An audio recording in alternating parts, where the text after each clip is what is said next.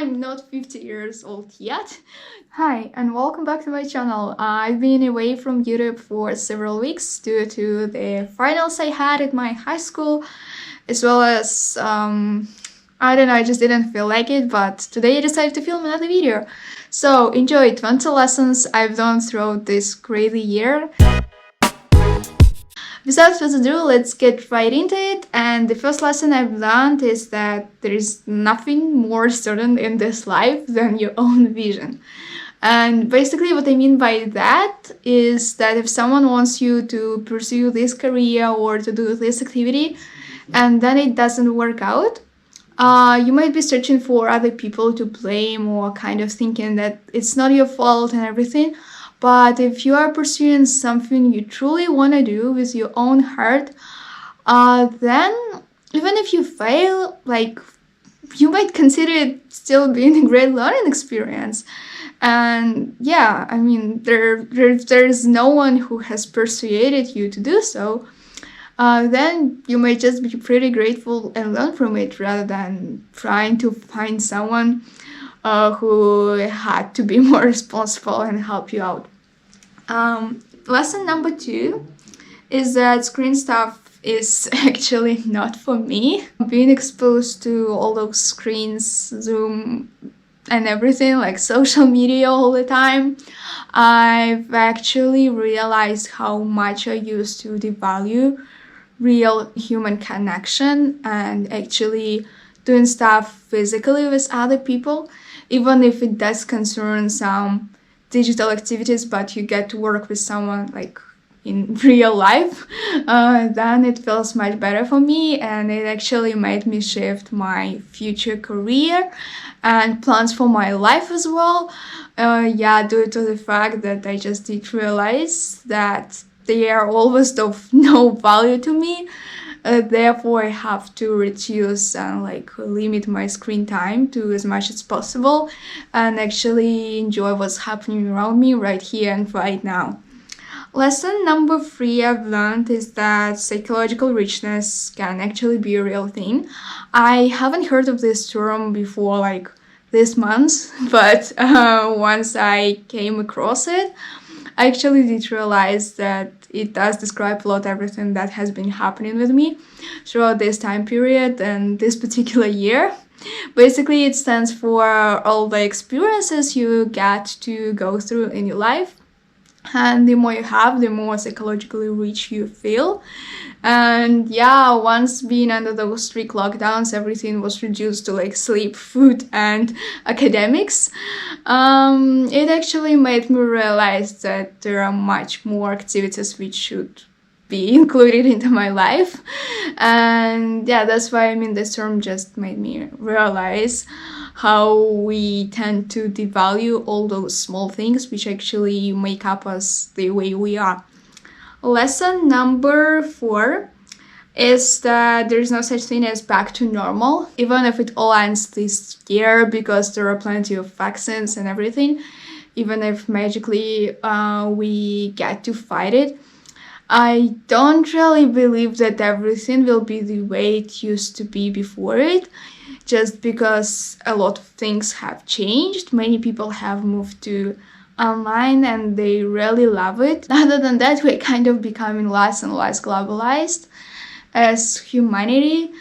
And yeah, who knows which path it will eventually make us all follow. But I believe there's no such thing as back to normal, as we've been in this for almost a year. I guess it would have some long-lasting circumstances. Fifth lesson I've learned is that it's okay to feel sad or insecure at some moments of our lives, because all of us do. And once we are filling up our lives with all this social media, all those ideal people who are only sharing kind of their positive side of their lives, and they kind of neglect all the negative moments and all the struggles and how they actually get to the kind of lives they then get to share, and we don't really see all this work put behind the scenes. So that's what actually enriches our happiness, the fact that sometimes we might feel sad, and that's just human nature. So it took some time to realize this as well. Lesson number 6 is that even if you work extremely hard, it doesn't guarantee that everything will come your way. Some people, they just tend to put everything they have into one particular activity, one particular sphere, and they're like, hey, I'll be successful. But I mean, it's great when you tend to achieve your dreams and goals and everything you've been struggling and working really hard towards. But it doesn't really happen all the time. We still have to adjust, maybe try some different ways, or even find some other goals and activities and something we want to accomplish. So just do not stop on what you have. And if you didn't get what you've been working really, really hard towards this particular year, that's fine. You still have plenty of time, and just be true to yourself and adjust your course of action according to your own priorities and your own goals. Lesson number 7 is that I love to collaborate, and it kind of links to one of the lessons I've already shared, that I learned that I love working physically with people, but I actually also did realize that I love distributing the tasks, as this way we're kind of much more efficient, as everyone gets only to work on the part we feel particularly passionate about, and this really helps to move the project forward. Lesson number 8 is that any skill is learnable. And it also links to this long-term perspective as well, due to the fact, like, especially about the academics. Even like last year, I used to think that like once I miss one class, it's gonna be a disaster, it's gonna be a gap in my knowledge, or like whatever. But this year it kind of made me realize that if today I feel more like spending 3 hours just talking to a friend of mine, that would be absolutely fine, as such thing as academics is such a long-term journey. And one class, one grade, one exam, it never defines you.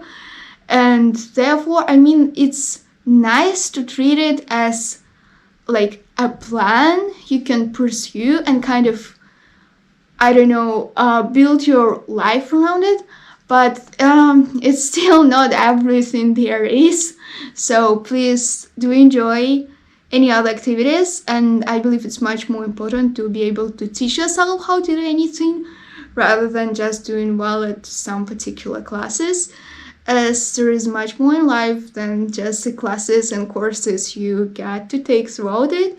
Therefore, you would have to deal with more complex problems, issues, and they do not necessarily fall into any of the categories you get to cover at school or your university. Lesson number 9 is that there is no such thing as missing out. And again, it does link to both academics, as one class does not necessarily define you. If you want to go and have fun with your friends, it's going to be absolutely fine. And I used to advocate that like education is everything, without it you are nothing. No, please do not base your self-worth on the grades you get or the courses you get to take at high school or whenever. And it's also links to social media, as we constantly check on our phones if something has happened. Like, you don't necessarily have to know what your friend just had for breakfast. You do not really have to fill your life that much with what other people got to experience, as this way you're kind of missing out on your own priorities and your own goals. Lesson number 10 is that politics do not define you. Keep building the person you want to become. And what I mean by that, I mean, me as a person who comes from Belarus, we're still in the ongoing process of the revolution. And I used to really kind of think about it as the politician might help you solve your problems. To some extent, yes, they can. But on the other hand, nobody truly knows what your own priorities, I don't know how much I've said this word today, are. And the point is, they cannot really implement some changes which would be good for everyone, as it was said in the book I read this year. Better for some always means worse for others. And I didn't necessarily understand exactly what it meant, but now, like, applying it to this particular situation, I can probably say that you do not necessarily have to, like, build your personality, your goals, your aspirations on the particular political system you are a part of at this particular moment, because there is much more in life. And I believe no politician can actually help you build the exact lifestyle you want to have. And therefore, I believe it's much better to concentrate on your own personality rather than, like, reading news and all those morning announcements and wasting several hours a day, not on building yourself, but rather just trying to keep up with everything happening around, which is, again, another thing which can be linked to that fear of missing out. Lesson number 11 is do not base your self-worth on academics. I guess I've already explained that, because there are plenty of successful people who went to college and now they're kind of great, and there are also people who didn't, and some of them are even better. And the same happens with high school. Some people could barely pass their final examinations, and now they're pretty successful. And the main reason for that, I believe, because I've been reading really quite a lot about this topic, because I was pretty interested, like my own life. I've been told by all the people that you have to do really well at school and then you'll be successful and, like, everything will come your way. And reading about that, I did realize that, like, people who maybe do not really do exactly very cool at school, then they are not afraid to take risks, and they can actually experiment and pursue something other people would otherwise be scared of, as they do not really have this kind of A student syndrome that I must be perfect in everything, because eventually, if you want to be successful, you usually tend to be a part of this competitive environment in which you cannot be the best in everything, and it's absolutely fine. Just set your priorities and work accordingly.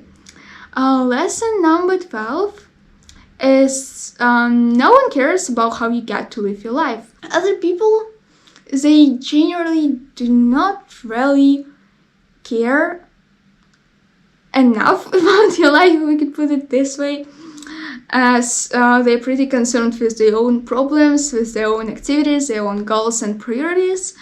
Therefore, I mean, there is no such thing. Do not try to follow any societal expectations. Just be true to yourself, because no one really cares. Lesson number 13 is that small things have never seemed that priceless to me before. Okay. Here I'm basically talking about, like, the meal your mom just cooked for you, or a nice shower you just took with your favorite soap, maybe your favorite food you just got from the supermarket. 2,000 years later. All those things, they actually make me truly happy this year, and it made me realize how much I actually didn't notice before. Lesson number 14 is that there is much more in life than just academics.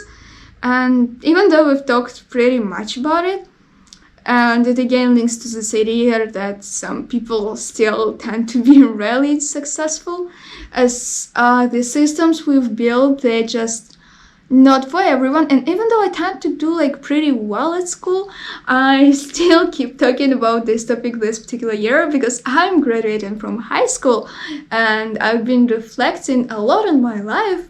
And I've been actually thinking about, like, okay, you've been a part of this particular system for, like, 12 years. You've been trying to pursue your education and actually become a better person with the help of this knowledge. But how do I actually build a life around it? And I don't have all of my questions answered, and I think it's absolutely fine. And maybe I'll have it figured out at some further point in my life. So lesson number 15 is that we are not all equal, whether socially, economically, or politically. And moreover, we all strive for different things. And this one, it kind of links both to politics, that we cannot really satisfy everything with whichever agreements we publish.